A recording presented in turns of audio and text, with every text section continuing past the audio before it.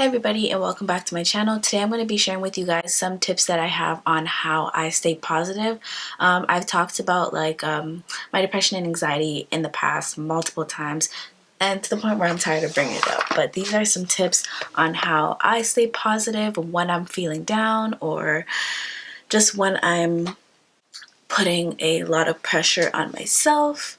I'm trying to clip my hair back because it's all up in my way. Yeah, so these are just some tips on how I stay positive through my day when I'm feeling down, when I have a lot on my mind, when I can't sleep at night.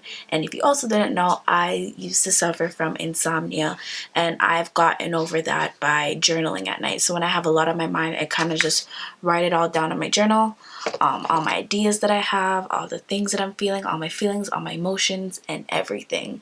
That's how I have gotten through my insomnia. But that's besides the point. Here are some tips on how I stay positive. So the first tip is to plan. I have a video coming up soon on how I plan my days, my filming YouTube videos, my working, my shifts, my bills, budgeting, saving, all that stuff. Planning definitely has helped me to stay positive, planning and being organized. It just makes me happy either when I'm saving and I set a goal and I'm seeing the money grow, or I have a calendar on when I pay my bills and just knowing that my bills are paid. My fan. Yeah, and just knowing that my bills are paid, planning my days, planning my weekends, that has helped me to keep positive. This is like an old janky journal that I have, like all the writing has come off. I've had this for a year, and this is my third time getting one of these journals. It's by Bando, and it has a it's really cute inside. Has like some stickers in the front you can use to put on your calendar, and it also has just like your regular calendar. It tells you all like the cool holidays that are coming up, and it also has like your monthly calendar. This is where I write all my bills, all my due dates, all my shifts for work. And then in the notes section is where I write all my bills. So I plan out how I spend my money based on when I get paid, how my paycheck looks, where I need to put my savings, where I need to spend less, where I may need to spend a little more on certain things like groceries and gas and stuff like that. So planning definitely helps me keep positive. The second one is to self-educate and read. It is so important to read and do your research on things that you like and things that you love. So I've really been into photography, editing pictures, now creating videos and upping my game. So now I have a microphone, a shotgun microphone. I upgraded my camera not too long ago, and I'm looking into getting a mirrorless camera. So these are things that I'm passionate about. So I self-educate myself on photography, on blogging, how to build my subscribers, how to build my views. And these are just things that I'm learning on my own. And aside from creating, also how to build my self-esteem, how to be positive, how not to give a shit about the things in life that don't matter, and to care more about myself. I buy a lot of books, a lot of biographies, a lot of just like really good books. I've talked about this in another video, but the 3 books that I'm into right now are You Are a Badass. I got this from Indigo. The book that I help with my photography, editing, planning, blogging, and all of that stuff is Picture Perfect Media. Also, with the help of YouTube, I've been watching a lot of YouTubers on YouTube to help me figure out how I need to go about my channel and just creating and loving what I do.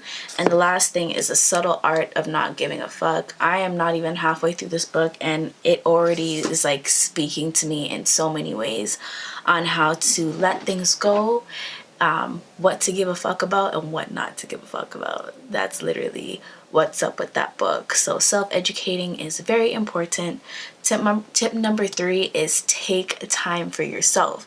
So whether it's appreciating the things that you like, appreciating the things that you hate, traveling, solo traveling. I've done solo travels to New York. Last summer I did a lot of solo dates, so every weekend I would take myself to a movie, I would take myself out for dinner, I would do VIP theaters, I would go downtown, I would see shows, concerts, treat yourself. It's weird and hard sometimes to be out and not with other people. But if you wait on others to enjoy life and to enjoy the things that you love, you'll never get anywhere and you'll never be able to enjoy any of those things. So that's one thing that has helped me to stay positive, is to just indulge in the things that I love. And I like to be out and I like to explore. I'm very adventurous. So that is tip number 3.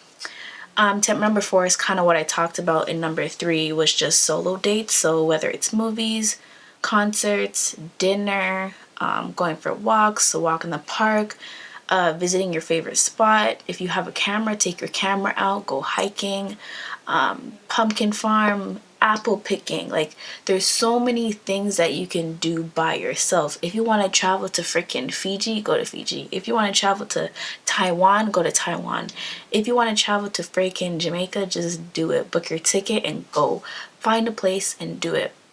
I've shared in what's on my iPhone video the apps that I've used to travel. So booking my flights, how I find all-inclusive trips, how I find Airbnbs, hotels, stuff like that, when to book at the right time. Just do a lot of solo dates. Right now I'm in the process of just booking a weekend downtown Toronto in a nice ass Airbnb with windows everywhere, with a view of like the CN Tower, and to just spend time with myself and just appreciate me. So that's very important, taking time out for yourself and doing a lot of solo dates.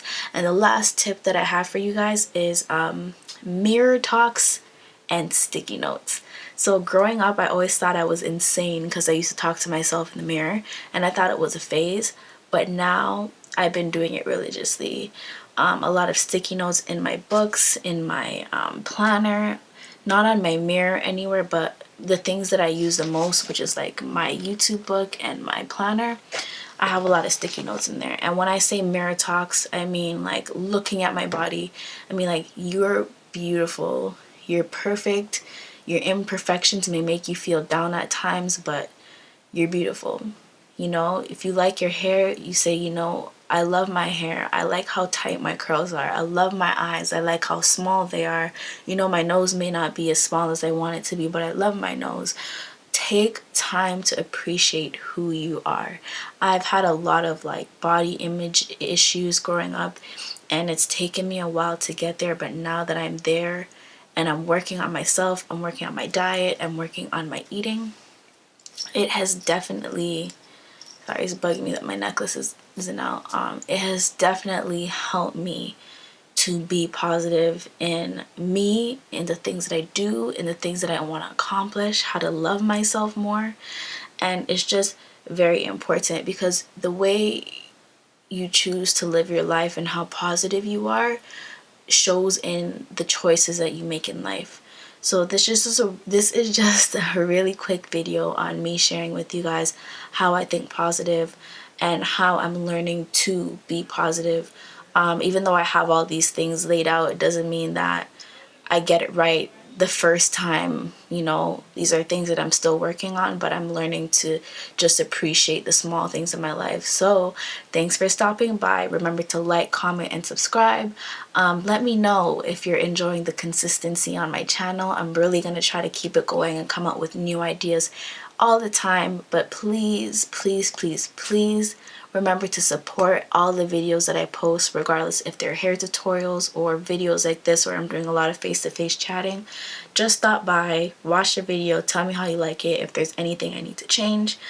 I'm in the process of getting new techie stuff, so just stay tuned for all of that. Tell me how you guys like the audio, if it's better, if you're still hearing background noises, what I need to adjust, and I'll do all of that. So I'll see you guys in the next one. Bye. I know it hurts sometimes.